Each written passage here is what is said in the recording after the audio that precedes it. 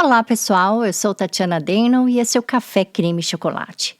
Um podcast para quem gosta de ouvir histórias de crimes reais com um cafezinho na mão, chocolate ao lado e fatos bem apurados. Cada episódio é produzido usando fontes seguras como entrevistas, documentários e arquivos públicos. O objetivo aqui é informar, provocar reflexão e servir de alerta sempre com respeito às vítimas e seus familiares. Como o programa aborda temas delicados, violentos e às vezes contém efeitos sonoros, escute com cautela. Dado a natureza de seu conteúdo, esse episódio não é recomendado para menores de 14 anos. O caso que eu trago hoje a vocês conta uma história recente terrível que destruiu muitas vidas e deixou consequências graves e perpétuas em muitas pessoas. Essa história também foi contada já muitas vezes, só que nem sempre de forma íntegra, com todos os detalhes. Isso pelo fato de seus acontecimentos se encaixarem perfeitamente numa narrativa até que muito necessária no momento que nossa sociedade vive hoje, mas eu percebi que muita coisa foi deixada de fora justamente por conta da massa não estar preparada para ouvi-la por completo.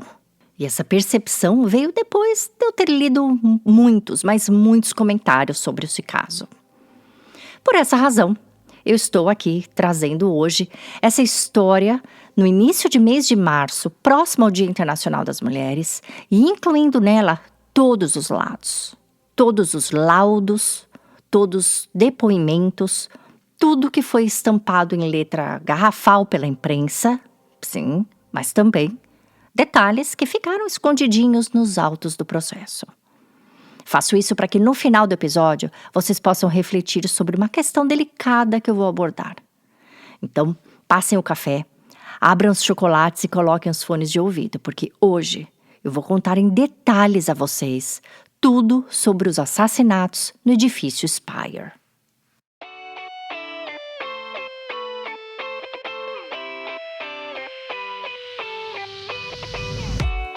San Diego, na Califórnia, é conhecida pela sua beleza, seu clima ameno, pela brisa do Pacífico e por um cotidiano que mistura praia, turismo e rotina acelerada. Como tantas cidades americanas, ela também carrega hoje em dia contrastes evidentes, principalmente em downtown, no centro, onde áreas renovadas convivem com crise de moradia, pessoas em situação de rua, queixas de furtos e calçadas degradadas. Isso tudo segundo relatos de moradores e avaliações públicas.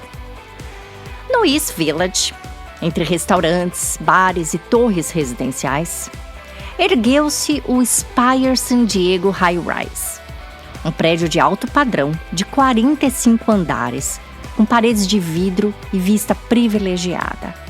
Uma espécie de refúgio vertical para quem buscava distância do que acontecia lá embaixo. Só que, em 2021, aquela estética moderna não protegeu ninguém. Ela apenas emoldurou a tragédia, uma vez que foi ali, no 35º andar do Spire, que um apartamento cobiçado virou cenário de um crime que colocou mais uma vez um tema incômodo no centro da conversa. Quando a separação de um casal se torna perigosa. E para uma comunidade acostumada a associar portaria, elevador e câmeras à segurança, a ideia de que o risco vinha de dentro, de um relacionamento marcado por controle, parecia impossível, até deixar de ser.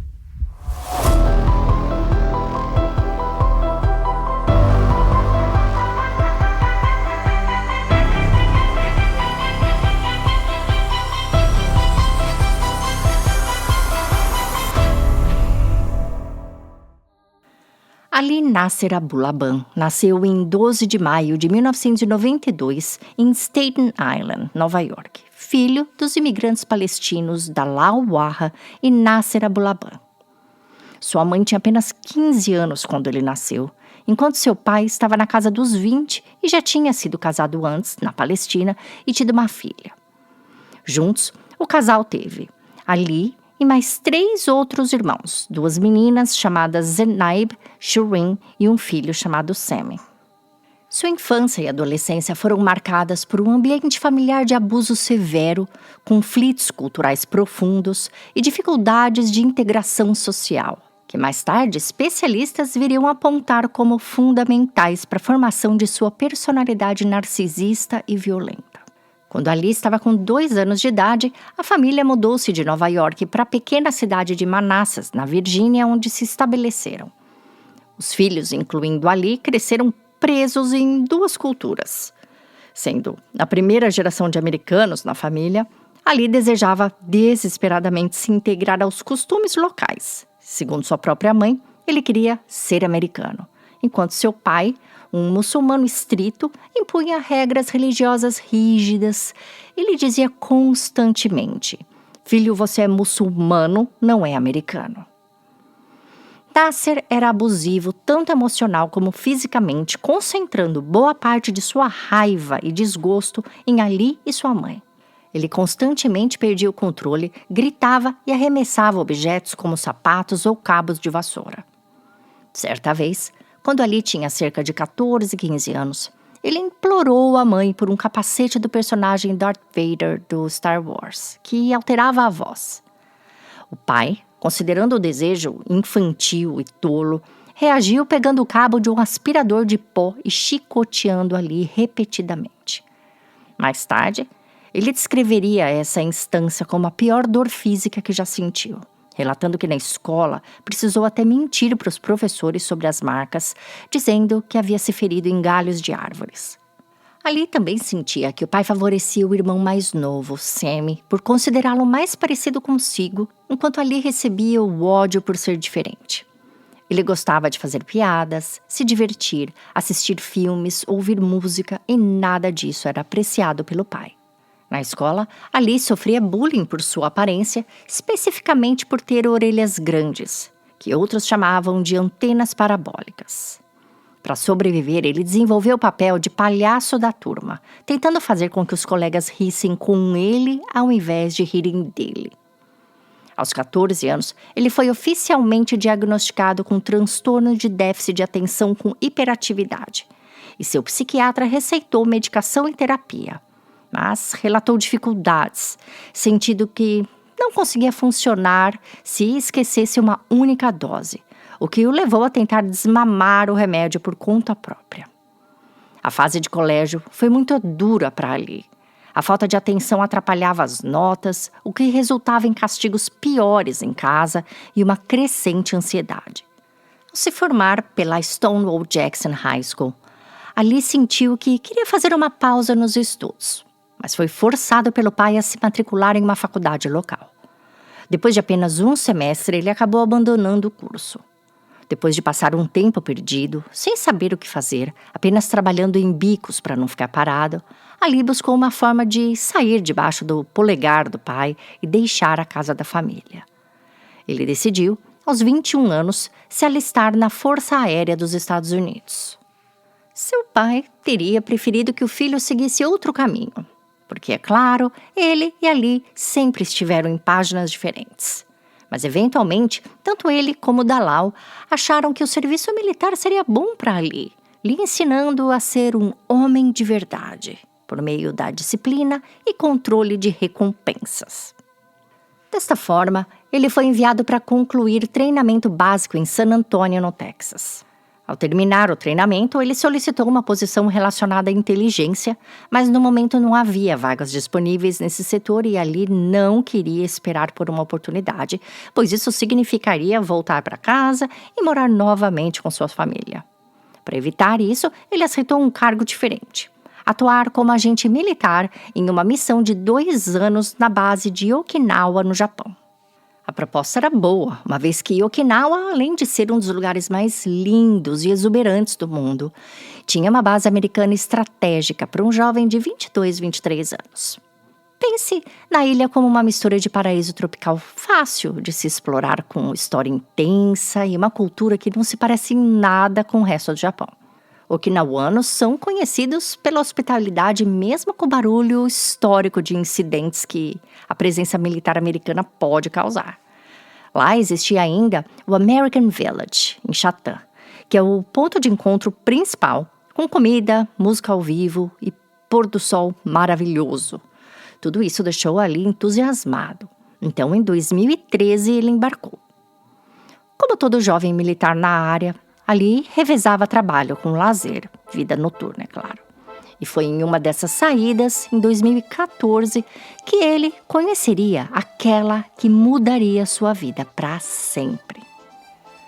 Foi na pista de dança de um bar na Gay 2 Street que Ali conheceu uma bela, exuberante e simpática filipina de 21 anos chamada Anna Marie. Nascida em Ângeles, uma cidade do interior das Filipinas, Anna Marie Quito Macedônio carregava consigo a resiliência típica de quem aprendeu desde cedo a navegar por diferentes culturas. Sua infância foi marcada pela transição, pois os pais estavam sempre se mudando em busca de condições melhores de vida.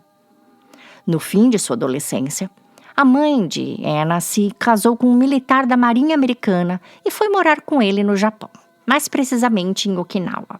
Ela queria levar Anna consigo, mas o visto de residente militar se estendia apenas à esposa e filhos menores de idade. Anna acabou indo mesmo assim com a mãe, mas sob um estatuto jurídico delicado, mantendo-se no país através de um visto de turista apenas. Nesse caso, seu visto tinha duração máxima de 90 dias e não permitia trabalho remunerado. Tecnicamente, ela teria que sair do Japão a cada 3 meses, passar um período em outro país e voltar com outros 90 dias renovados. Um perrengue que acabou sendo evitado quando ela conheceu o americano descendente de filipinos Sean Torres, que também servia nas Forças Aéreas. E aqui eu vou ser direta e reta.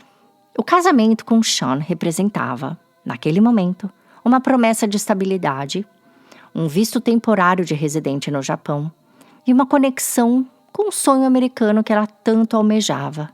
E Sean, ele sabia disso. Eles faziam parte do mesmo grupo de amigos, em que amigas de Anna namoravam amigos de Sean, e foi assim que eles se aproximaram. Casar-se estritamente para fins imigratórios pode ser considerado crime, então jamais saberemos a natureza de sentimento entre Sean e Anna. E sinceramente, não importa, uma vez que o matrimônio foi um acordo consensual entre os dois. Acontece que, meses após o enlace, Sean acabou enfrentando problemas disciplinares graves na base e foi expulso da corporação, sendo enviado de volta aos Estados Unidos. Anna permaneceu em Okinawa, onde, já com visto regularizado pelo casamento, passou a trabalhar em tempo parcial em um bar local. Sua ideia era juntar dinheiro para aplicar para o seu green card americano, já que ela estava casada com um cidadão, mesmo que à distância. Só que nesse meio tempo, numa certa noite de maio de 2015, Anna estava na pista de dança de um bar quando esbarrou com Ali Abulaban. Era aniversário dele e ele estava com alguns amigos militares celebrando. Os dois dançaram, beberam, riram e trocaram telefones. Dali para frente, eles foram ficando, se conhecendo e em 2 meses o relacionamento evoluiu para um namoro sério. Anna era descrita como uma luz radiante, alguém que permitia aos outros serem eles mesmos, e ao lado de Ali seus olhos brilhavam. Entretanto, o comportamento errático do militar logo emergiu. Em agosto de 2015, após um episódio de embriaguez em uma casa noturna local, Ali e Anna discutiram e ele foi acusado de agredi-la. Relatos indicam que ele a teria empurrado de uma escadaria, causando luxações e hematomas, o que ele negou, alegando ter sido apenas um acidente. Mesmo assim, ele foi convidado a ser retirado do bar por seguranças e acabou sendo preso. Sua situação piorou quando outros jovens militares americanos reportaram ter visto tudo e inclusive já terem presenciado atitudes rudes vindas de Ali antes. Como resultado, o serviço militar americano lhe deu 2 opções: ir para a corte marcial, que é o julgamento militar, em que, se é considerado culpado, ele poderia enfrentar sentença de prisão por agressão, ou, segunda opção, expulsão. E o que Ali aceitou? Ser expulso. Se ele aceitou a expulsão logo de cara, era porque sabia que as evidências contra ele, as imagens de câmeras de segurança do local, os relatos, tudo isso provaria sua intenção em agredi-la e machucá-la. E mesmo assim, Anna continuou com ele. Isso não foi fraqueza, nem falta de percepção. Em relações abusivas, o primeiro ataque muitas vezes vem acompanhado de negação, pedido de desculpas, promessa de mudança e um breve período de calmaria, o suficiente para reacender a esperança e bagunçar a bússola interna de quem estava tentando entender o que acabou de acontecer. Alguns chamam de lua de mel pós-ataque. Só que, nesse caso, o agressor costuma apertar o controle por outras vias. Isolamento, vergonha, manipulação, vigilância e, no caso de Anna, culpa. Sim, porque ali a culpou por ter sido expulso, batendo os pés e dizendo que não havia tido intenção de agredi-la, apenas bebeu demais e acabou a derrubando sem querer. Segundo ele colocou a mão no ombro dela e ela acabou caindo. Especialistas chamam esse padrão de controle coercitivo, que é quando o medo não aparece só nos machucados físicos, mas no psicológico. Diante da expulsão do serviço militar, ele não podia mais continuar no Japão, então os dois resolveram ir passear nas Filipinas antes dele resolver qual seria seu próximo passo. E foi então que, um mês depois do incidente na escada, Anna descobriu que estava grávida. Ali ficou todo feliz e na hora propôs casamento. Mas de repente, a surpresa. Anna lhe contou algo que em 5 meses de namoro ele ainda não sabia, que ela já era casada. Embora ela tenha explicado para ele que o casamento com Sean não era um casamento, digamos que, tradicional, e que Sean estava de volta nos Estados Unidos, a revelação abalou ali de um jeito que foi além do choque. A partir dali, ele passou a enxergar ameaça em qualquer detalhe, a interpretar silêncio como prova, conversa como traição e distância como afronta. O que antes já parecia como necessidade de controle, ganhou volume. Ele intensificou a desconfiança, aumentou a vigilância, tentou limitar escolhas e usou culpa e pressão emocional para manter Anna por perto. A relação deixou de ser apenas instável e entrou em um padrão ainda mais perigoso. Ciúme como justificativa, suspeita como rotina e domínio como regra. Mesmo diante da instabilidade, o casal permaneceu unido. Ali voltou para os Estados Unidos e começou a trabalhar para custear a separação de Anna e seu visto de noiva para que pudesse se casar com ele. Como ela estava grávida e eles queriam que a bebê nascesse nos Estados Unidos, perto do pai, Ali pediu dinheiro emprestado ao próprio pai dele, que financiou parte do processo. Mesmo assim, os trâmites foram lentos e em maio de 2016, a Mira nasceu nas Filipinas, com Ali acompanhando o parto via FaceTime.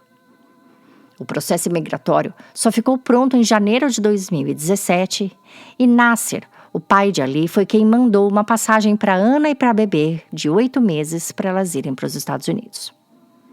Depois do casamento na Virgínia, o casal estabeleceu-se em um sobrado na costa leste, onde ambos conseguiram empregos na área de tecnologia.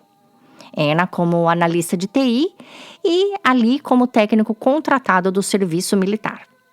Veja bem, isso não significa que ele foi aceito novamente no serviço militar. Ele apenas começou a prestar serviço em um cargo tipo PJ, porém um cargo de responsabilidade na área também de TI, no qual ele ganhava muito bem.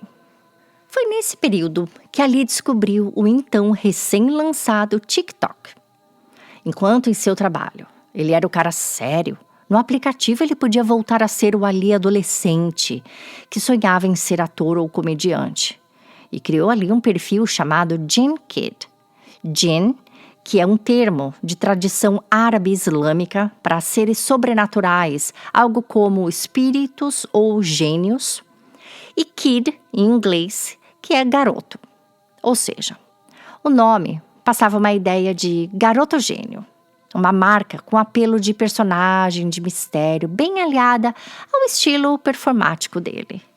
Como produtor de conteúdo, ele passou a dedicar horas exaustivas às enquetes de comédia e imitações do jogo de RPG Scream. Sua meta era a visibilidade total, expandindo as postagens para YouTube, Instagram, Twitch e Discord. E Anna não ficou totalmente fora desse universo. Diversas fontes descreviam o casal como uma vitrine de internet. Aquela aparência de vida perfeita, estética de rede social e participações pontuais dela em conteúdos que reforçavam a imagem de família jovem, de casal fofinho. Sempre apoiadora, ela fazia breves aparições nos vídeos dele, rindo das piadas ou servindo de escada para as atuações do marido. Com o tempo, ela também passou a construir seu perfil online próprio e o crescimento dela no ambiente digital virou mais um ponto de atrito ao casal, que já enfrentava, por trás das câmeras, problemas com controle e ciúmes. Em 2019, a trajetória digital de Ali mudou de patamar ao que ele começou a encenar paródias de Tony Montana, protagonista do filme Scarface, representado pelo ator Al Pacino. Um desses clipes viralizou, alcançando a marca de 17 milhões de visualizações. Só que foi aí que essa busca incessante por validação virtual começou a obscurecer sua percepção da realidade, alimentando um narcisismo que já existia, mas viria a se tornar perigoso e letal. Em fevereiro de 2021, o casal decidiu apostar mesmo na carreira de produtores de conteúdo e resolveram atravessar o país se mudando para a Califórnia, mais precisamente em San Diego. A mudança ia de encontro com vários planos do casal e da família. Anna, que vivia se sentindo sozinha e isolada na costa leste, queria muito ir para San Diego, onde suas 3 melhores amigas filipinas, que conheceu lá no Japão, estavam morando com seus maridos militares americanos. Essas amigas eram Jessica, Julia e Alicia. Outra razão para a mudança era a proximidade de San Diego com Los Angeles e Hollywood, uma vez que ali projetava uma carreira futura no show business, e quando isso acontecesse, eles precisariam mudar de uma forma ou outra. Uma terceira questão era o clima na família Bulaban, mais precisamente entre os pais, que não andava lá essas coisas, e a mãe de Ali vinha falando muito em se mudar para a costa oeste. Com esse plano de mudança em mente, Ali começou a buscar trabalho na Califórnia e conseguiu um emprego como contratado civil na estação aeronaval de North Island, como engenheiro de redes. Um cargo que pagava bem e, como era de presença híbrida, ele poderia trabalhar alguns dias de casa, dando atenção aos seus vídeos. Sendo assim, Anna, Ali e a pequena Mira fizeram as malas e encontraram no icônico edifício Spire, em San Diego, um lugar para se chamar de lar. O apartamento de 2 dormitórios, no 35º andar, era também o cenário perfeito para os vídeos do casal. Cozinha moderna, sacada com uma exuberante vista, e na área comum, muito cenário instagramável. Hidromassagem externa, piscina, academia, lobbies, tudo que seguidores querem ver no background de seus influenciadores. Luxo, modernidade e exclusividade. Outra coisa que mudou muito na vida do casal foi o aspecto social. Lembrem-se que eu disse que Anna se sentia sozinha e isolada na costa leste. Pois bem, todas suas amigas filipinas estavam em San Diego e agora a vida era uma festa atrás da outra. Sabe o que rola de monte nessas baladinhas? Cocaína. Pois bem, para quem é da minha época e está quase totalmente de fora da vida noturna, aquilo de tomar uma dose de San Remi ou misturar rum na Coca-Cola antes de sair para balada, para o esquenta, se transformou, nos Estados Unidos, em um bump. Bump é a gíria usada para uma carreira da droga, e isso virou mais comum do que podemos e queremos imaginar. Bumps não eram novidades para Ali e Anna, pois eles já faziam isso lá no Japão. Ali também foi, com o tempo, fazendo uso da droga durante a semana, com a justificativa de se preparar para os seus papéis de comédia. Em San Diego, o consumo da cocaína pelo casal aumentou e bastante. com algumas pessoas dizendo que Ali consumia diariamente, fazendo um bump atrás do outro, enquanto Anna era apenas aos finais de semana e dentro da balada. 3 meses após eles se mudarem, 2 eventos mexeram com o emocional de Ali. Seu irmão Sammy foi preso, não sabemos porquê, mas isso foi um impacto na família. E seus pais anunciaram o divórcio depois de 29 anos de casados, por conta de uma infidelidade de sua mãe. E nessa ocasião, Anna disse ter presenciado Ali agredindo fisicamente Dona Dalal, a mãe que ele tanto amava e era próximo. Dali pra frente, Ali começou a misturar bebida com cocaína durante o dia e gummies de maconha à noite para conseguir dormir.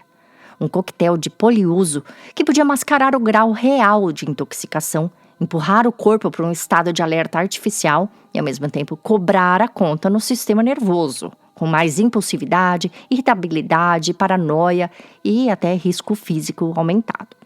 Ele passou a sentir muito mais ciúmes de Anna e compará-la com a mãe dele, dizendo: que é? Vai fazer igual minha mãe agora? Já basta uma, agora 2. Em julho daquele ano, a irmã de Ali, Shireen, foi passar uns dias com eles em San Diego e durante uma briga, Ali esmurrou o rosto de Anna na frente da irmã. Shireen ficou perplexa e instruiu a cunhada a formalizar uma ocorrência, mas Anna não seguiu o conselho, dizendo que Ali estava apenas nervoso. Ali, por sua vez, pediu licença médica do trabalho para se tratar, mas não procurou ajuda profissional. Apenas passou a usar seu tempo para supervisionar Anna com maior frequência.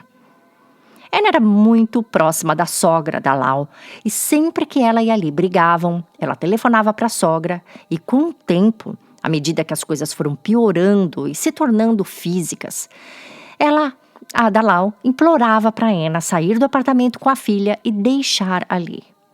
A esse ponto, Dalal já estava fisicamente separada de Nasser, morando em Nevada com seu novo parceiro, um empresário chamado Napko Sharma.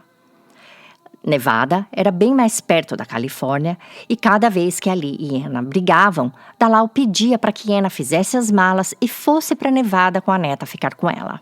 Só que Ali sempre pedia desculpas a Anna e se comprometia em melhorar, dizia estar indo na terapia embora não estivesse, e assim ela ia perdoando. Vale dizer que Anna também não queria sair de San Diego e não tinha como pagar por uma casa para ela morar com a filha somente com o salário dela.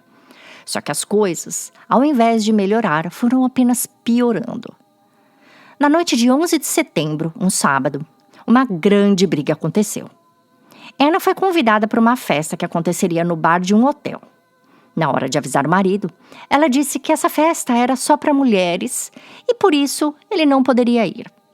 No entanto, isso não era verdade. Ali não foi convidado porque quase todo mundo no grupo não queria que ele fosse. Eles não iam com a cara dele. Parte do grupo já não aguentava mais a necessidade que ele tinha de chamar a atenção, de ser sempre o centro da conversa e de ficar tão inconveniente e abusivo depois de uns drinks. Só que, enquanto Anna estava se maquiando para sair, Ali recebeu uma mensagem de um dos maridos das mulheres convidadas perguntando se ele iria. E nesse momento, Ali descobriu que todos os maridos haviam sido convidados e iam, apenas ele não. E Anna havia mentido. Uma briga entre os dois começou e na disputa pelo aparelho celular de Anna, Ali machucou seu dedo. Mesmo assim, ela recuperou o aparelho e saiu. Assim que ela colocou os pés para fora, Ali fez um bump, que agora vocês já sabem o que é, passou a mão na filha e dirigiu correndo para o hotel onde a festa estava acontecendo. Ao chegar lá, ele estava tão alterado e fora de si que os seguranças não o deixaram entrar. Irritado, o que ele fez? Ligou para a polícia, dizendo que tinha acabado de retirar a filha de 5 anos dele daquela festa, onde sua esposa e as amigas estavam usando substâncias ilícitas. No entanto, a polícia chegou, viu que não era nada disso e repreendeu Ali por ter mentido e feito mau uso dos recursos policiais. Com essa comoção toda, Anna perdeu, obviamente, a vontade de ficar na festa, pegou a pequena Amira e foi passar a noite com ela num outro hotel, não que estava acontecendo a festa, com medo de voltar para casa com o marido naquele estado. Ali, por sua vez, quando chegou no Spire, o prédio que eles moravam, ele subiu o elevador com uma moradora jovem que ainda não conhecia, e essa moradora parecia estar chorando. Os dois começaram a conversar, ela estava triste porque tinha acabado de terminar um namoro e ele estressado. Conversa vai, conversa vem, os dois foram pro apartamento dele, tomaram um vinho, cheiraram uma cocaína também e tchum, rolou tudo, quer dizer, quase tudo. Só não rolou mais porque devido às drogas ou à pressão psicológica, ali não conseguiu manter uma ereção. No dia seguinte, ele procurou Anna para conversar e no meio dos pedidos de desculpa, ele disse que amava tanto a esposa que até tinha tentado já ter uma relação com outra mulher e não conseguiu porque não conseguia tirá-la da cabeça. Ou seja, não conseguia traí-la. Ao descobrir que ele tinha feito isso, Anna ficou mais pé da vida ainda e quis o telefone dessa tal vizinha, que se chamava Ashley. Ali deu o número à esposa, mas telefonou para Ashley antes, avisando que Anna a ligaria e mandando Ashley mentir sobre os detalhes do que realmente tinha acontecido. Ashley estava envergonhada pela noite que passou com ele, não queria muito papo, aliás, ele já tinha mandado umas mensagens de texto para ela e ela ignorou todas. Ela já havia até pedido também para ele não contatá-la, mas quando finalmente atendeu essa ligação, ela estranhou o nível de agressividade e intimidação na voz dele. Anna acabou ligando para Ashley e, por incrível que pareça, a ligação não foi como era esperado. Ashley mentiu, dizendo que os dois haviam apenas passado a noite conversando. Afinal de contas, ela acabou ficando com medo de ali, né? Moravam no mesmo prédio e o cara estava todo agressivo. Mas, apesar de ter mentido, elas ficaram conversando e depois de 15 minutos de conversa, as duas ficaram amigas, entre aspas. Amigas ao ponto de trocarem conselhos e até se seguirem no Instagram. Depois de 2, 3 noites no hotel, Anna não queria voltar mesmo para casa e foi com a mira para casa de Claire, uma amiga americana casada que ela fez quando se mudou para San Diego. Só que ali começou a implorar para que ela voltasse, para que ela desse mais uma chance à relação, que dessa vez eles iriam mudar, sabe? O relacionamento ia ficar renovado. E Anna e a Mira voltaram. Voltaram fisicamente, mas emocionalmente, Anna não estava ainda preparada. Ela queria ver a mudança acontecer de verdade. Ela queria uma prova de que seria mesmo respeitada dali para frente. Ela queria voltar a admirar ali antes de qualquer outra coisa. Naquele momento, o relacionamento ainda estava em caquinhos. E Anna, obviamente, não queria dormir com ele. Dormir, eu digo, no sentido de ter relações sexuais. E ali, por sua vez, não entendia. Ele não entendia, porque provavelmente sua mente narcisista não aceitava o fato de alguém recusá-lo. Para ele, se ela não queria dormir com ele ou entrar numa relação íntima com ele, era porque ela devia estar tendo isso com outra pessoa, ou seja, ela devia estar o traindo. Em uma determinada noite, ele começou a discutir com ela e gravar a discussão em seu próprio celular. E é possível ouvi-lo falando. É assim que você vai se comportar, Anna? Quando foi a última vez que você me deu algum prazer? Quando? Se é assim que a coisa vai ser daqui pra frente, dê tchauzinho à sua cidadania, viu, Miss Filipina? Logo depois disso, em uma live nas redes sociais, ele diz: qual é? O que essa mulher tá pensando? Ela me faz mudar pra San Diego, pra virar o quê? Pra virar aqui, pra virar vadia? Prefere ter amigas do que ter marido, né? Ok, sua vadia. Nesse momento, ela disse que iria embora e ele deu um soco no rosto dela, a empurrando depois, causando lesões nos braços e nas pernas, bem como rasgando sua blusa. Enquanto ele a agredia, a pequena Amira tentou apartar a briga, empurrando e chutando a perna do pai. Nesse momento, Ali empurrou a filha com força e quando Anna viu, ela literalmente pirou. Anna pegou seu próprio celular para ligar para a polícia, mas Ali o tirou de sua mão e saiu correndo do apartamento. Sem ter como chamar pela emergência, Anna bateu na porta de um vizinho e pediu para usar o celular dele. Ele deixou e ofereceu uma camisa a ela, que estava sem a parte de cima, só com um sutiã. Mas ela disse que não precisava e correu de volta para casa, se vestiu, voltou e devolveu o celular para ele. Segundo o vizinho, Anna estava machucada, super abalada e Amira estava amedrontada no corredor dos apartamentos. A polícia compareceu e registrou um boletim de ocorrência, instruindo Anna a formalizar depois uma ordem restritiva. E ela falou que depois a faria. Acontece que se ali tivesse uma ordem restritiva, ele perderia o emprego dele de prestador de serviço a órgãos militares. Então Anna ligou para a sogra e Dalal implorou mais uma vez para que ela pegasse a filha e fosse para a casa dela, ou para algum hotel, mas saísse dali. Anna estava decidida a se separar do marido, mas ao invés de ir para um hotel ou para a casa da sogra, ela telefonou para uma de suas amigas filipinas de San Diego, Jessica, e combinou de morar temporariamente com ela e com o namorado, levando a Mira junto, é claro, né? Esse namorado da amiga era americano, militar, e foi junto com Anna ao apartamento buscar as coisas dela em um momento que Ali não estava ali para evitar qualquer conflito. Esse cara havia crescido vendo a própria mãe sofrer com violência doméstica e, de fato, sua mãe morreu nas mãos de um de seus padrastos, que era um agressor. Então, ele se dispôs mesmo a ajudar Anna na situação como se fosse um irmão.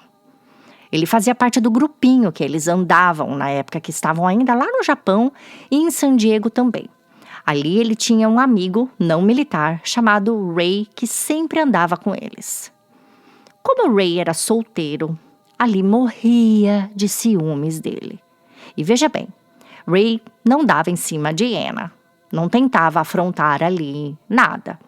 Ele apenas existia e era um cara solteiro, sem namorada na turma. Além disso, ele era amigável, carinhoso, amigo para todas as horas, e em muitos sentidos bem diferente de Ali. Ali já tinha expressado ciúmes de Ray várias vezes, e até para os caras da turma ele já tinha dito que não ia com a cara dele. Todo mundo achava isso ridículo, porque Ray nunca havia feito nada de errado, mas fazer o quê? Ali o via como ameaça.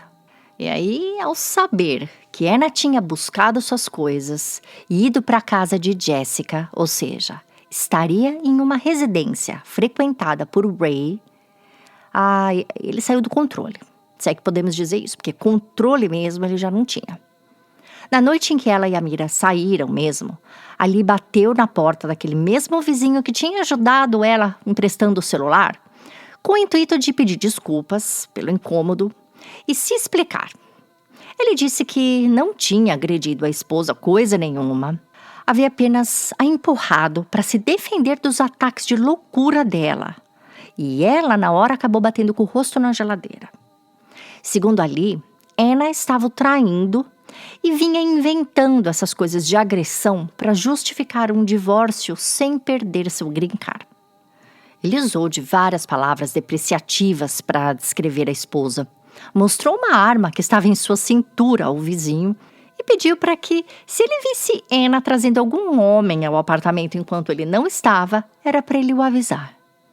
O vizinho arregalou os olhos, se assustou e disse: "Cara, se é isso mesmo, pede o divórcio, mesmo que seja litigioso. Sai de perto você." Ali disse que estava pedindo, mas Anna não assinava. 2 dias depois, Ali escutou esse mesmo vizinho dando uma festa na casa dele e literalmente se convidou para participar. Lá na festa, ele viu a esposa desse vizinho conversando com um cara no sofá e disse a ele: "Olha aquilo, não sei como você deixa sua mulher conversar sozinha com um cara assim." O vizinho respondeu: "Ué, mas que tem?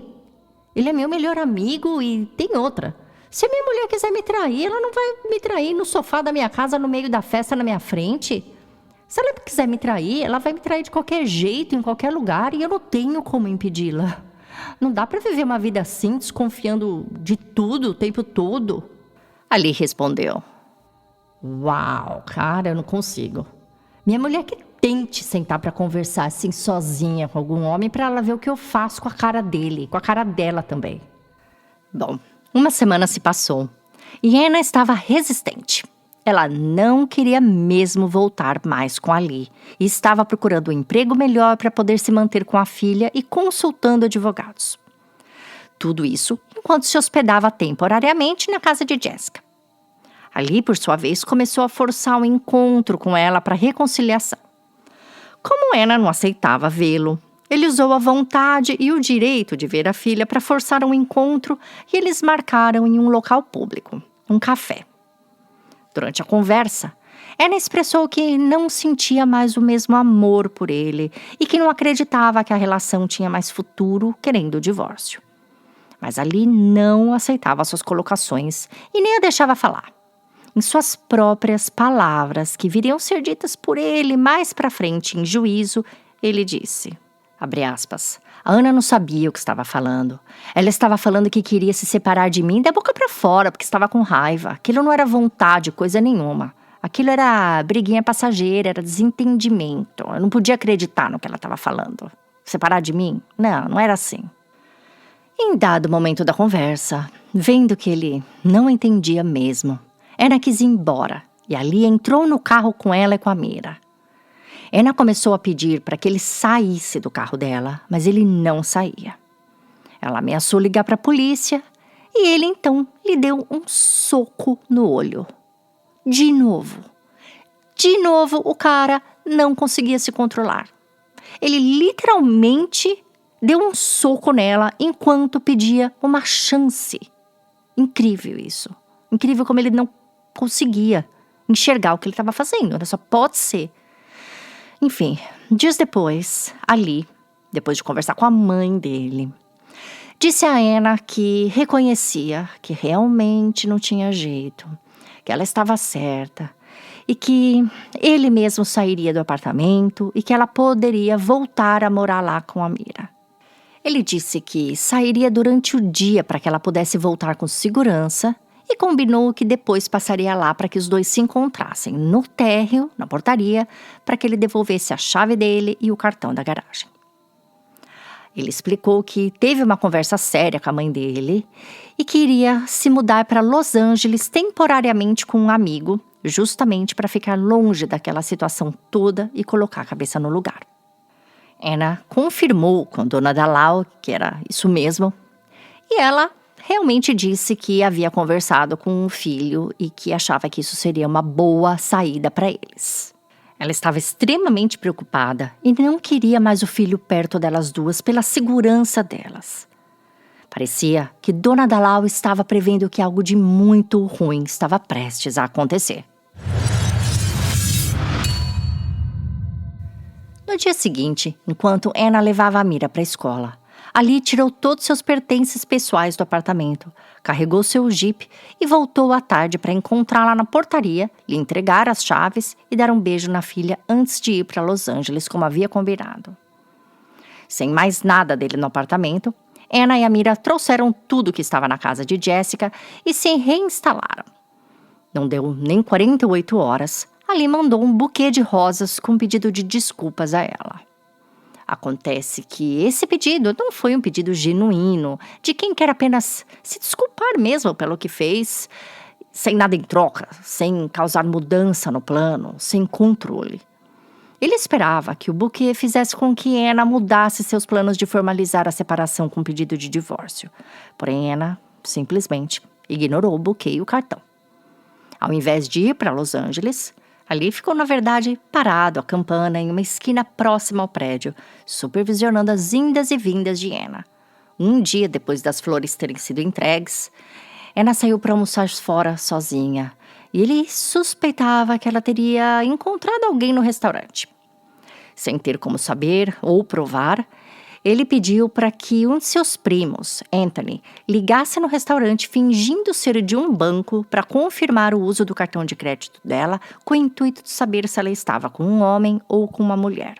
Mas o primo não aceitou. A desconfiança de Ali foi crescendo à medida que Anna não mandava mensagens agradecendo as flores e isso o deixou furioso. No dia seguinte, revoltado com o silêncio dela, Ali esperou que ela saísse para levar a filha na escola e com uma cópia de chave que ele havia feito antes de devolver a original para ela, Ele passou pela portaria do prédio, foi até o apartamento dela e entrou. Ao ver o buquê em cima do balcão da cozinha, sem ter sido colocado num vaso e com a necessaire de maquiagem de Anna aberta bem em cima dele, Ali perdeu a cabeça. Indignado com o fato de Anna ter ignorado seu presente, ele começou a quebrar vários itens do apartamento, jogou uma abóbora que Anna havia comprado para a filha decorar para o Halloween no chão e foi até as malas das duas, que ainda não haviam sido nem desfeitas. Desfez tudo e levou todas as roupas que Anna mais gostava, suas bolsas e seus sapatos para a lixeira do prédio. Enquanto ainda estava dentro do apartamento, Ali mandou uma mensagem de texto para Anna perguntando onde ela estava e ela disse que estava em casa. Percebendo que ela estava mentindo porque ele estava lá e ela não, sua raiva começou a aumentar e ele começou a gravar um vídeo do apartamento dizendo: Mentirosa! Mentirosa! Olha aqui o que eu faço quando você mente pra mim. Olha aqui o que você merece. Isso aqui que você vai ter. Enquanto Ali a xingava de palavras que não dá nem pra pensar em dizer nesse episódio, ele chutava as coisas e quebrava tudo. Só que o sadismo e a obsessão dele por controle não parou por aí. Ali teve a péssima ideia de instalar o aplicativo Discord em um iPad antigo da filha e o configurou para gravar e transmitir a gravação em tempo real para o seu celular. Ele então o colocou com uma fita adesiva debaixo da cama e saiu do apartamento. Naquela tarde mesmo, ele ouviu quando Anna chegou e viu o estrago que ele havia feito lá no apartamento. Com medo, ela contatou a zeladora do prédio e pediu para ter acesso ao compartimento das lixeiras, porque seu futuro ex-marido havia jogado todos seus pertences fora e pediu também para excluí-lo do contrato de aluguel, dizendo que se não fosse possível excluí-lo por completo, porque a comprovação de renda era dele, que ela então gostaria de simplesmente cancelar o contrato e se mudar. A zeladora disse que, quanto à lixeira, não havia como recuperar nada, pois a caixa compactadora acionava a engrenagem automaticamente a cada hora e só podia ser aberta pela companhia de coleta da cidade. Anna disse que tudo bem, mas que queria mesmo assim excluir alguém do contrato para que ele não tivesse mais acesso. A zeladora não estava no prédio naquele momento e pediu para que Anna a procurasse na recepção mais tarde e então juntas elas fariam isso de tirá-lo do contrato. Mas, infelizmente, Anna não teria tempo. Porque ela mal imaginava que Ali estava escutando essa conversa, ou pelo menos a parte dela da conversa, pelo iPad escondido. Como estava com medo de ficar sozinha naquela tarde, depois de saber que ele tinha a chave, ela mencionou no grupo de WhatsApp dos amigos o que estava acontecendo e perguntou se alguém poderia ir para lá ficar com ela. E quem se voluntariou? Ray. Sim, o amigo que Ali odiava e morria de ciúmes. Quando Ray chegou no apartamento, Ali ouviu tudo pelo aplicativo que estava gravando. Ele ouviu Ray entrando e dizendo: Nossa, uau, não acredito que ele fez isso, se referindo às coisas quebradas. Ele também escutou os dois rindo. E ele também ouviu os dois fazendo planos de impedir que Ali entrasse novamente no apartamento. Só que a esse ponto, Ali já estava a caminho. Ele já estava quase chegando no prédio. Pronto para confrontar o homem que estava com Anna em casa. Pronto para cometer uma atrocidade em nome de sua tão deturpada honra. Enquanto monitorava o som do apartamento à distância, Ali fez 5 bumps. Pegou sua pistola semiautomática Glock 9mm, entrou em seu Jeep e dirigiu até o edifício Spire. No caminho, enquanto estava parado no semáforo, ele fez mais 2 ou 3 bumps, segundo ele. Só lembrando, gente, cada bump desse é uma linha de cocaína. Posteriormente, é perguntado para ele quanto mais ou menos ele fez entre decidir que estaria indo ao apartamento, essas 5 primeiras, e as 2, 3 do carro. e ali descreveu como mais ou menos 1 grama, 1,5 gramas. Suficiente, segundo o Instituto Americano para Estudos em Abuso de Drogas, para empurrar o corpo para um território de intoxicação grave, com coração disparado, pressão perigosamente alta, paranoia e risco real de convulsão, derrame ou parada cardíaca. Mesmo assim, às 14h50, ele entrou no elevador e foi até o 35º andar. Às 14h58, depois de andar de um lado para o outro no corredor e até ser visto pela câmera daquele vizinho, ele usou sua cópia da chave para entrar no apartamento. Nesse momento, ele estava com seu próprio celular gravando em áudio. Assim que entrou, ali viu Anna e Ray sentados no sofá assistindo TV. Ele então engatilhou sua pistola e atirou 4 vezes contra Ray, o matando na hora, enquanto Anna gritava e implorava para ele parar.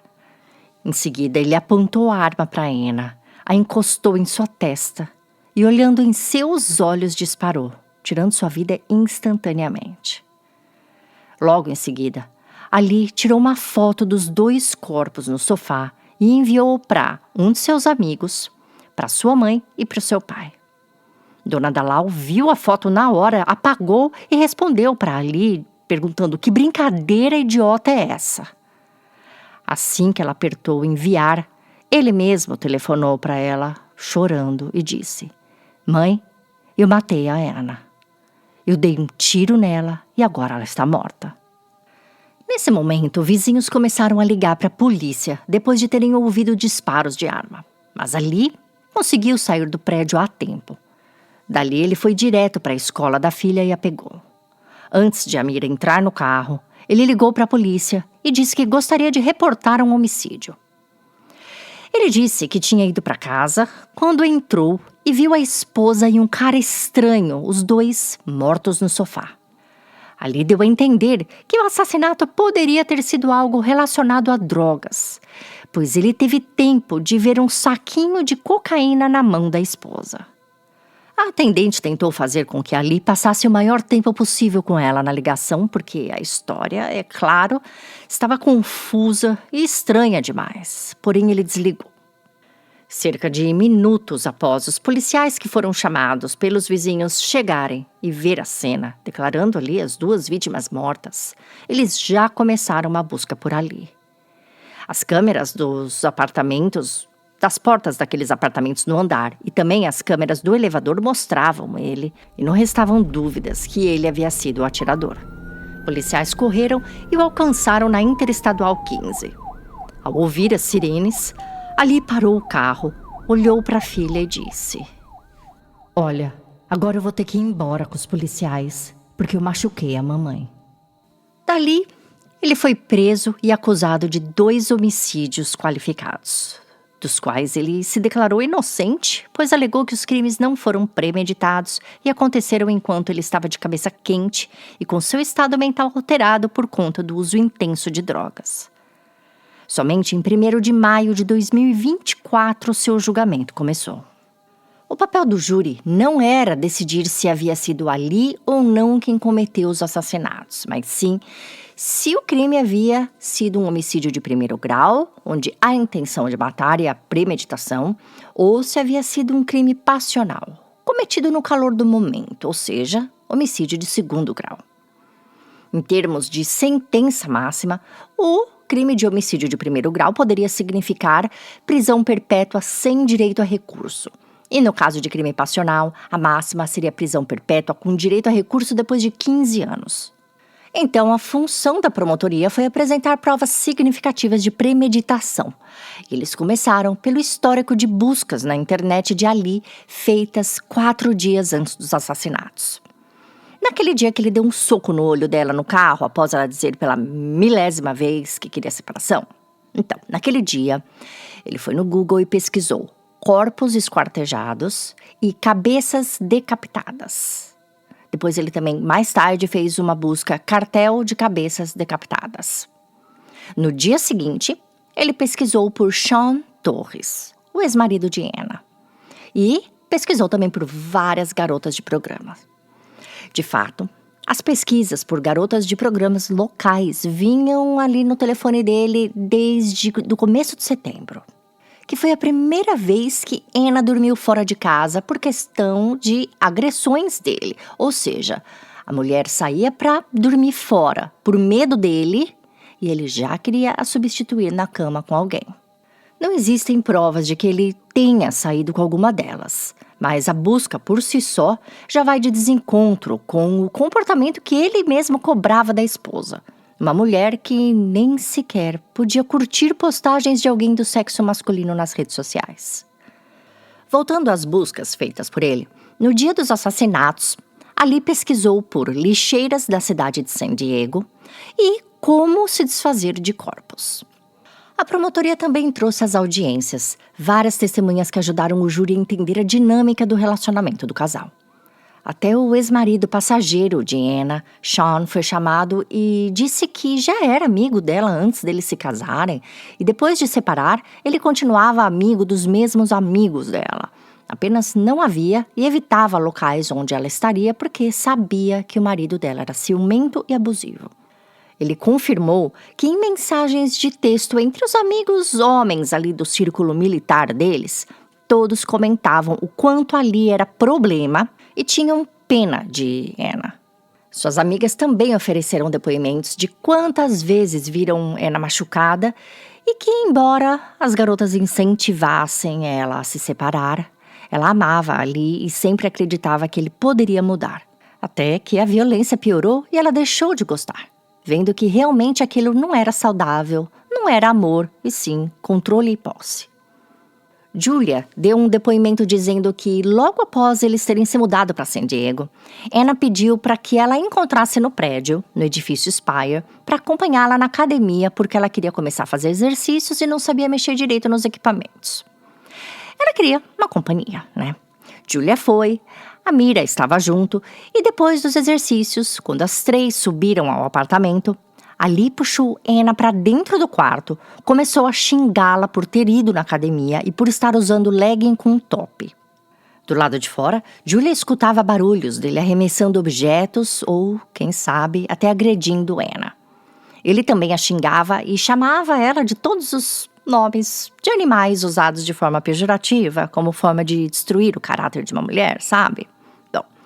Julia ficou amedrontada e extremamente preocupada com o fato de Amira ter presenciado algo ali que parecia ser até comum na família Bulaban. Uma parte difícil das audiências foi quando a promotoria exibiu vídeos extraídos tanto do celular de Anna quanto de Ali, onde ele a diminuía por ser imigrante, tirava sarro de sua aparência, falava que seus olhos e seus lábios eram feios, que ela era burra. De fato, ele dizia que ela era tão burra que ele nem acreditava como teve coragem de ter uma filha com ela. E a coisa piorava. Ele dizia que ela deveria beijar o chão que ele caminhava, porque ela só estava nos Estados Unidos por causa dele, quando na verdade o lugar dela era no lixo. Tudo isso na frente da filha. Tudo isso gravado. O casal de vizinhos que morava no apartamento da frente também testemunhou. E o marido, que foi aquele que emprestou o celular para Anna, né, disse que no dia dos assassinatos, ele encontrou com Ali no corredor e percebeu que ele estava alterado. Quando ele perguntou, e aí, cara, resolveu se mudar? Ali respondeu, cala a boca e para de me fazer perguntas. Quanto à esposa desse vizinho, foi ela a primeira a ligar para a polícia após ter ouvido os 5 disparos. Ela disse que já tinha visto Anna machucada várias vezes e já tinha feito pelo menos 2 outras denúncias de violência doméstica para a polícia. Ela e outros vizinhos. O que acontecia é que, quando a polícia ia ao prédio, eles interfonavam e perguntavam o que estava acontecendo para Anna. E Anna dizia que não era nada e a polícia ia embora.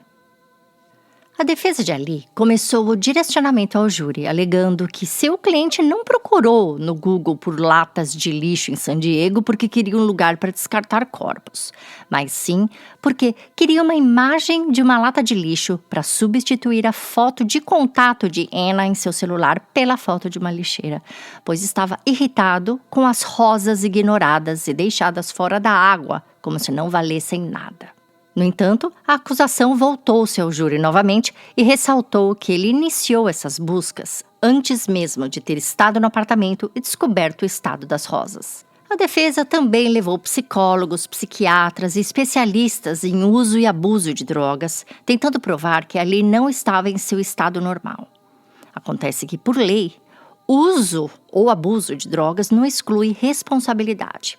Pode diminuir, mas apenas em casos isolados, onde a droga causa um efeito que não era de conhecimento do usuário. Agora, vamos falar do saquinho de cocaína encontrado na mão de Anna.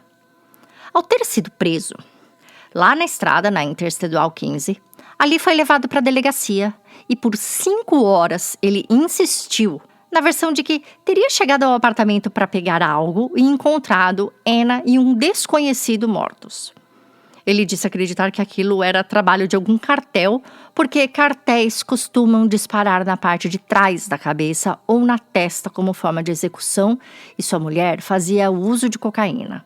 Essa versão inventada talvez justifique as buscas no Google por decapitação de cartel. Ele, inclusive, dizia não conhecer o homem que estava ao lado dela, tá? Mas, como eu disse, a versão não durou mais de que 5 horas. Confrontado com imagens e mentiras sobre seu paradeiro naquele dia, ele mesmo acabou confessando e mudou sua versão toda, dizendo que atirou, sim, contra os dois, mas não por ciúmes. Ele atirou por posse e resolução de algo que ele via como errado, e a primeira coisa errada que ele viu foi a esposa ter ignorado as rosas que ele mandou.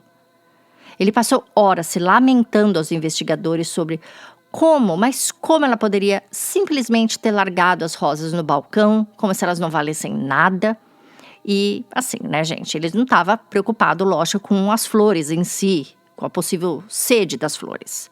Ele estava ferido porque algo dele foi rejeitado. Coisas vindo dele eram importantes demais para serem rejeitadas. Bom, depois de passar um tempão falando das rosas, ele passou para Anna e Ray.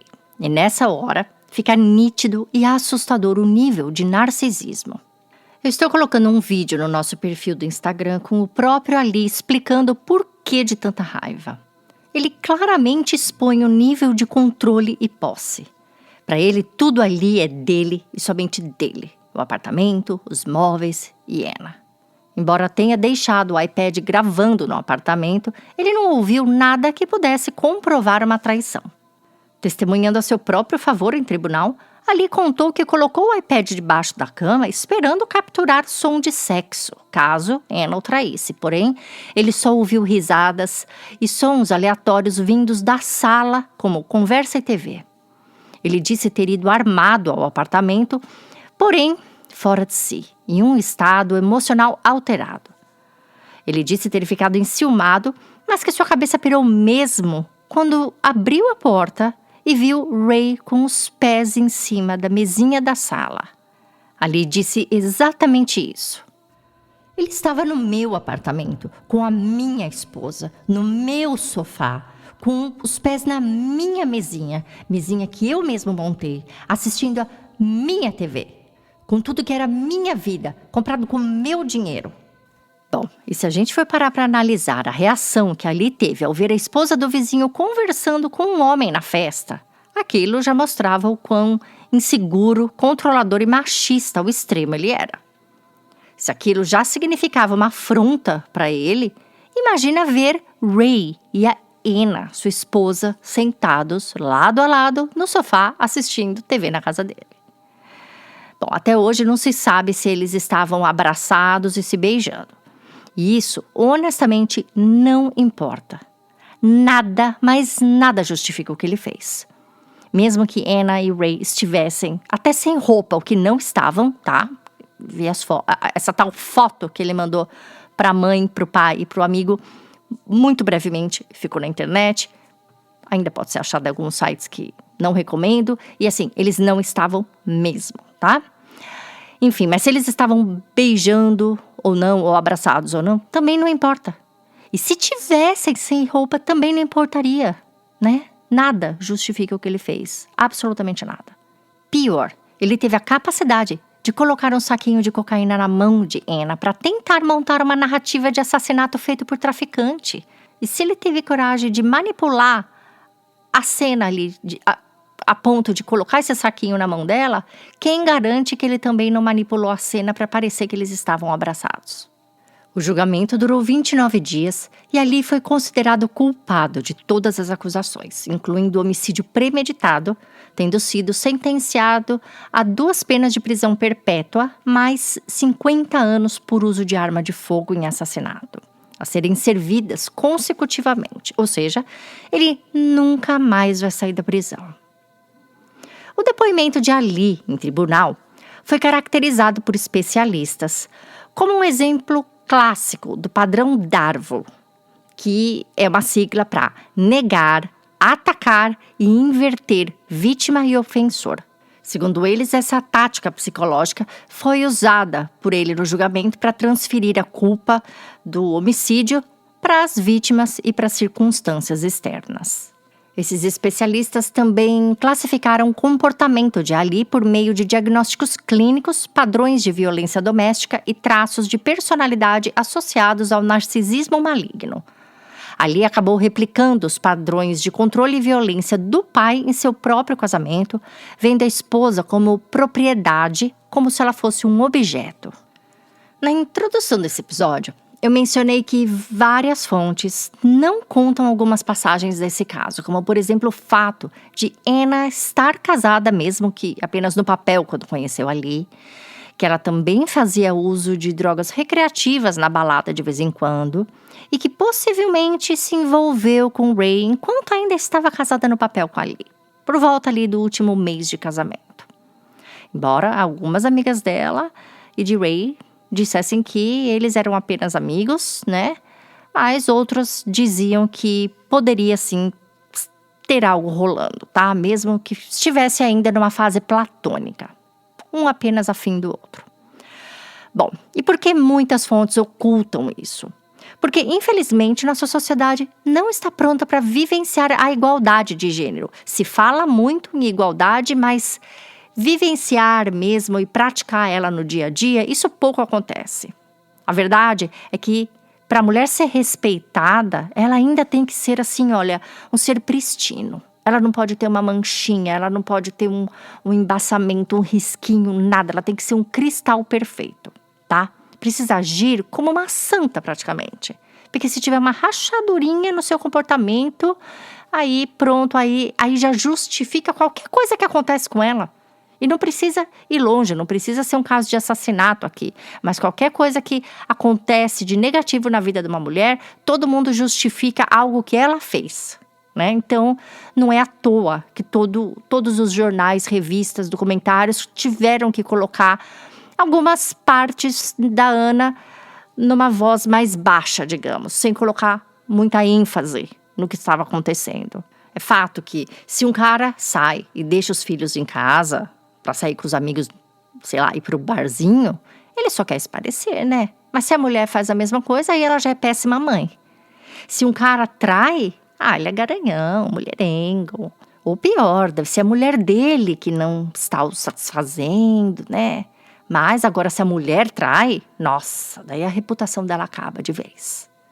Por quê, gente? Mulheres são tão criticadas. E por que o nível de exigência tem que ser tão alto pra gente? Parece que a mulher foi conquistando tanta coisa, né, com o passar dos anos, mas o que ela não conquistou ainda é o direito de errar. A gente não pode errar em nada. Isso é que é a impressão que fica, né? Bom, eu escolhi trazer esse caso completo porque eu acho extremamente injusto que a gente tenha que maquiar, mesmo que só um pouquinho, a história de Anna para que ela seja admirada, apreciada e importante. A verdade mesmo é que ela era uma mulher extremamente ferida e, honestamente, não sei como aguentou tanto. Se ela não era boa o suficiente para Ali, ele que pedisse o divórcio. Anna fez muita falta à filha, aos seus familiares na Filipina e às amigas. De fato, no discurso de impacto à vítima, a irmã dela acabou com Ali. E eles chegaram a discutir, batendo boca. O juiz precisou até apartar. A família dela ficou realmente abalada com a perda. Quanto a Ray, não se sabe muito sobre o background dele. A família dele é mais discreta e nunca chegou a colocar tantas informações ao público. O que se sabe é que seus parentes e amigos o adoravam e diziam que ele tinha um caráter absolutamente oposto de Ali. Bom, o caso terminaria aqui, mas aí eu fui dar uma pesquisadinha mais, sabe? Só tinha uma coisinha que eu precisava saber.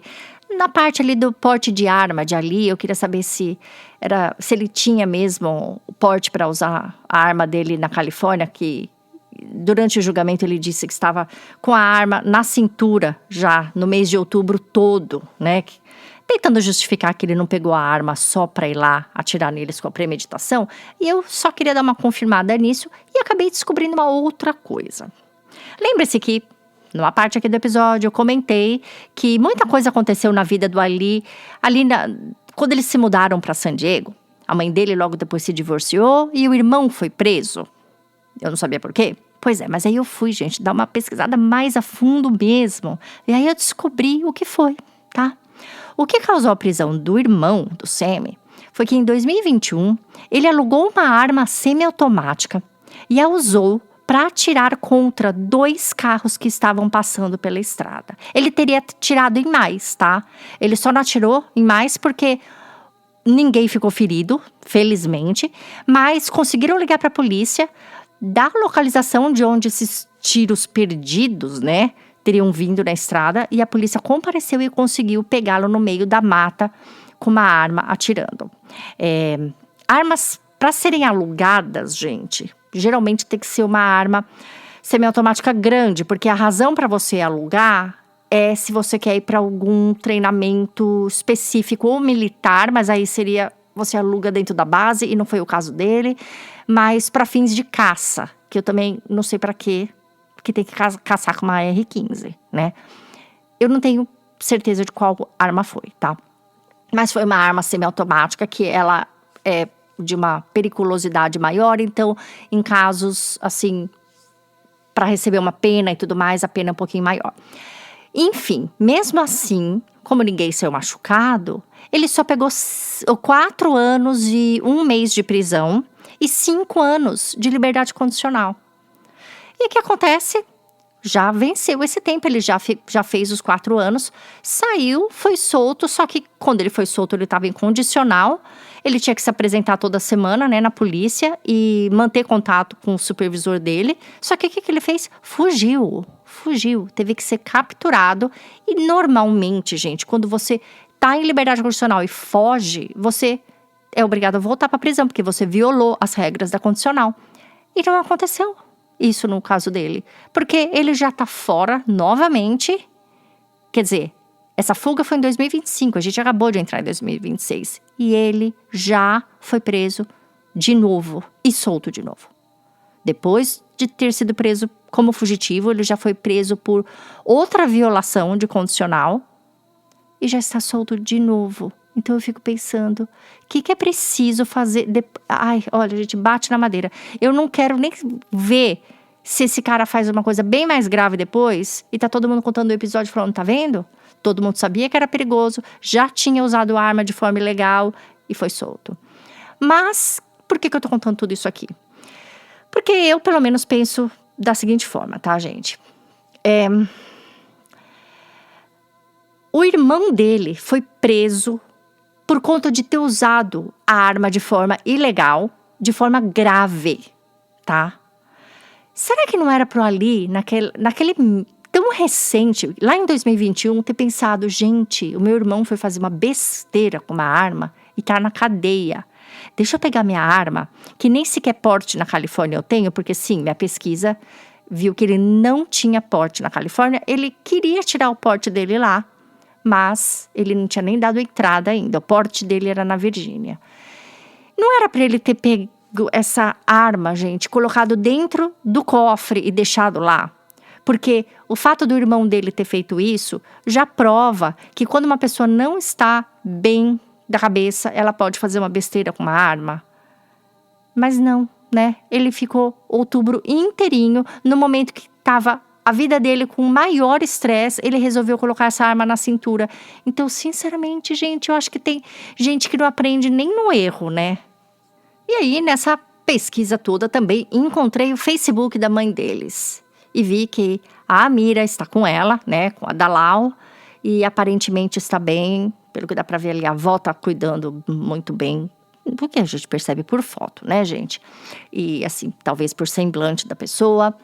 E ela também postou uma foto que ela tava com as 2 filhas dela e a neta, e aí ela coloca assim, meu mundo, minhas meninas. Aí eu fiquei pensando, tomara que elas sejam bem unidas e que elas tenham essa noção do quanto a mulher ainda tem o que conquistar, sabe? Porque no caso dessa mulher, os 2 meninos dela, meu Deus, né? Eu, assim como mãe, não consigo imaginar você ter um filho que vai ficar na prisão pra sempre e outro que acabou de sair, mas já fez um monte de coisa errada e não sai, entra e sai da prisão, né? Terrível. Para terminar, minha intenção ainda era explicar direitinho para vocês a questão da perda do green card, uma vez que era assim que ali dominava e controlava a Anna. Mas como isso é algo que pode não interessar a todos vocês e deixaria o episódio bem longo, porque é uma questão longa, eu vou colocar apenas alguns links sobre isso na página desse caso no nosso site e mandar depois uma explicação mais completa na newsletter dos apoiadores do Café Creme e Chocolate, ok? Então, pessoal, agora vocês me digam o que vocês acharam desse caso. Eu espero os comentários no Spotify, no Instagram e nos nossos grupos do Telegram. Okay? Então agora eu vou indo e volto daqui uns dias com mais um caso para vocês. Até lá!